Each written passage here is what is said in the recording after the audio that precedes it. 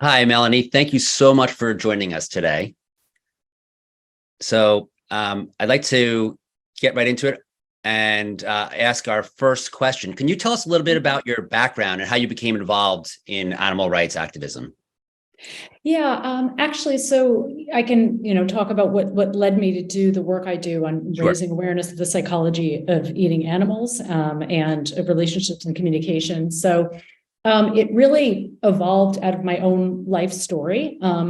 Like many people, I grew up with a dog who I loved like a family member. And like most people, I also grew up eating meat, eggs, and dairy. And, I just for so many years and so many meals, I never thought about how strange it was that I could be petting my dog with one hand while I ate a pork chop with the other, like a pork chop that had once been an animal who was at least as intelligent and sentient as my dog. I didn't make the connection. I didn't connect the dots between the meat on my plate or eggs and dairy and the living being it once was. But all that changed in 1989. I was 23 years old and I ate a contaminated hamburger, and I wound up hospitalized on intravenous antibiotics, and was just wildly ill. And after that experience, I became a vegetarian sort of by accident. It wasn't like I had any kind of conscious awareness of wanting to be vegetarian. I was just like, when you eat something and you get so sick, the last thing that you ate, you never want to eat again.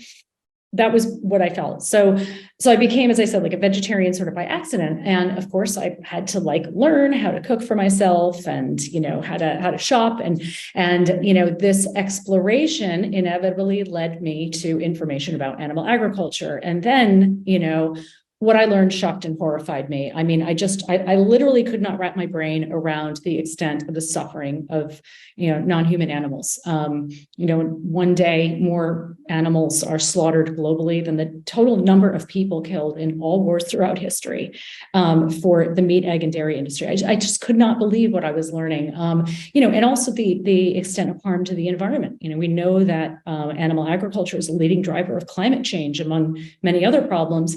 And of course, I also was shocked by the extent of harm to my own body, just the toll on my own health and human health in general that animal agriculture took, or consuming animals. So I was shocked and horrified, to say the least. What shocked me in some ways even more than what I was learning, though, was that nobody I talked to about what I was learning was willing to hear what I had to say. These were like rational, compassionate people, like I had been, while I was eating animals all my life. They were my friends and my family members. They were people who loved animals. They were people who were justice-minded. They were people who cared about their own health, and yet, whenever I tried to share what I had learned or what I was learning, the response was almost always something like, "Don't tell me that, you'll ruin my meal." Or they'd call me, a radical, like vegan. I became vegan after, learning about the issues and meeting a vegan, actually. They'd call me a radical vegan hippie propagandist. And so like this wall would go up. And so I just became very curious as to how rational, compassionate people could check their critical thinking at the door, could like really participate in irrational, harmful behaviors, without even realizing what they're doing. So this led me to study the psychology of, I ended up doing a PhD, and in my PhD, I studied the psychology broadly, the psychology of violence and nonviolence. I really felt like if I could really understand, what it was psychologically that, drove quote unquote good people to participate in harmful behaviors, and I could, understand how to sort of, work with the psychology and shift it. And I focused my doctoral dissertation on the psychology of eating animals. And that was what led me to identify what I came to call carnism, which is the invisible belief system or ideology that conditions people to eat certain animals. And that eventually evolved into my book, Why We Love Dogs, Eat Pigs, and Wear Cows. Okay, that's great. I think a lot of people who end up being vegans end up with a very similar experience in communicating with their friends and loved ones. So, so in your book, Why We Love Dogs, Eat Pigs, and Wear Cows, you discuss the psychology of eating animals, why we love some, but we eat others. Can you talk about this psychology a bit in a little bit more detail and how it relates to relational literacy? Yeah, absolutely. And I think we'll be, talking about some other issues related to relational literacy a bit later on, so we can certainly come to that. And I'll start with the psychology of eating animals. I think the best way to explain carnism, or the psychology that enables carnism, the psychology of carnism, is to do through a little thought experiment, right? So let's assume that you're, let's assume that you're not plant-based and, you eat animals, you eat meat, and you're sitting down and you're biting into a juicy hamburger. And your dining companion turns to you and says, by the way, the meat in that hamburger is not beef. It is made from golden retrievers. Now, chances are what you just thought of as food, you now think of as a dead animal. What you just felt was delicious, you now feel is disgusting. And therefore, rather than continuing to eat the hamburger, you probably want to throw it in the trash and maybe even take to the streets in protest. So carnism conditions us to eat certain animals. Basically, carnism conditions us to distort our perceptions, so that when we look at meat from certain animals, right, we see food rather than a dead animal, and to disconnect from our natural emotions that would otherwise arise. And therefore, we engage in behaviors that we would probably otherwise never engage in. So carnism is essentially, basically when it comes to edible animals, we learn to stop thinking and feeling. We learn to act against our core moral values of compassion and fairness without even realizing what we're doing.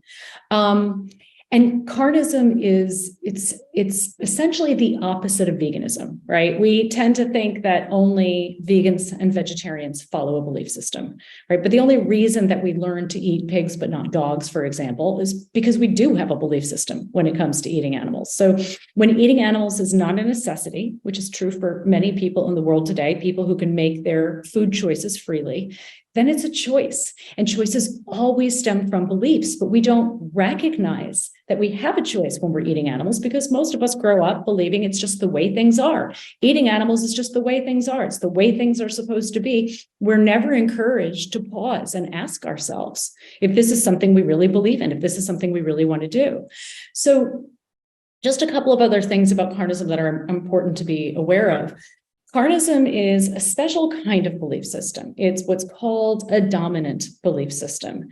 That means that its teachings, tenets, are so widespread that they're invisible. They're woven through the fabric of society. They shape norms, beliefs, behaviors, et cetera. They're just woven through the very, the fabric of society, and they influence all of our major social institutions, the family to the state. So, for example, when people study nutrition, they're actually studying carnistic nutrition. This carnistic bias is built right into the system, right? But we don't recognize the bias because carnism itself is invisible. Carnism is not only a dominant system, it's a violent system. Right. It's literally organized around violence. Meat cannot be procured without killing. And of course, egg and dairy, production causes extensive harm to animals and to human consumers and so on. And violent systems such as carnism, you could call it an oppressive system such as carnism, most people would never willingly support. Most people would never willingly support extensive, intensive, and completely unnecessary violence toward non-human animals that's essentially decimating the planet and sickening our bodies. And so systems such as carnism, they need to use a set of psychological defense mechanisms. These are ways of thinking that distort our perceptions when it comes to those animals we've learned to classify as edible. Carnism essentially teaches us how not to think and feel. So I'll give you a couple of examples of these defense mechanisms that I'm talking about, so they're not an abstraction. Sure. And one of them, go ahead. Did you want to ask something? No. So I was saying, yeah. Okay. Okay. So, so one defense is the name doesn't matter, de-individualization. So we learn to think of farmed animals as abstractions, as lacking any individuality or any personality of their own. We learn to believe that a pig is a pig and all pigs are the same. We also learn to think of farmed animals as objects. So when we look at the chicken on our plate, we refer to that as something rather than someone.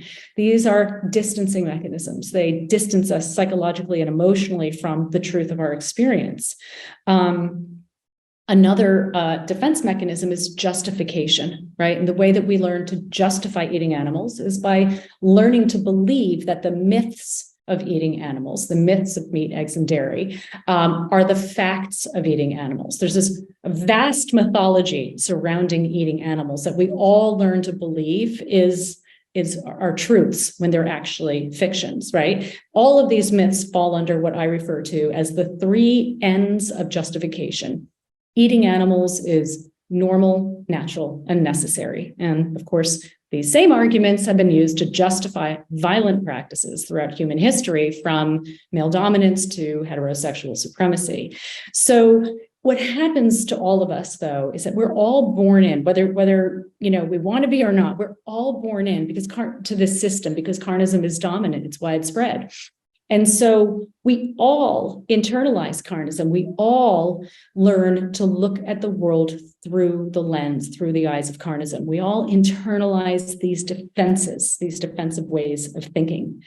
And, carnism causes us to feel defensive, to keep itself alive against anyone or anything that would help get us out of the carnistic box. So very often when somebody is advocating plant-based eating or advocating veganism, whatever, they experience this wall going up. It's just like, don't talk to me, don't tell me that, and then you're immediately made to be wrong, right? You challenge the dominant carnistic bias and you're called biased yourself.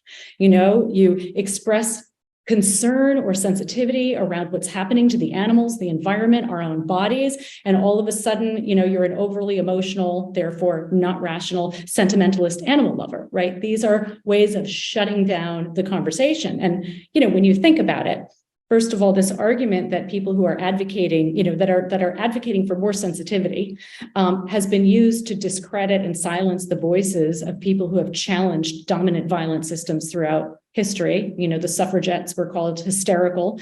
People who were, again, working to abolish African slavery were considered sentimentalists. And it is a form of shoot the messenger. If we shoot the messenger, we don't have to take seriously the implications of their message. Somebody who's, overly emotional, by definition, is irrational. And somebody who's irrational is not worth being listened to. But when you think about it, the emotions of grief and horror, that we may feel when we become aware of what can only be called a global catastrophe, a global atrocity, these are actually normal, healthful, legitimate emotional responses to the atrocity that we're aware of. Much, much more concerning psychologically is the widespread numbing of the dominant culture. So carnism, to sum up, carnism uses a very set of sophisticated psychological defenses that we all inherit and we all internalize in order to keep itself alive and to maintain itself.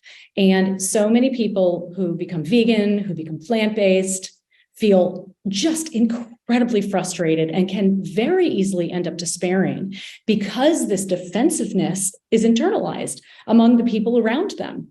And they find that suddenly their relationships and communications start to break down and that they can't find a way forward in, trying to connect with others.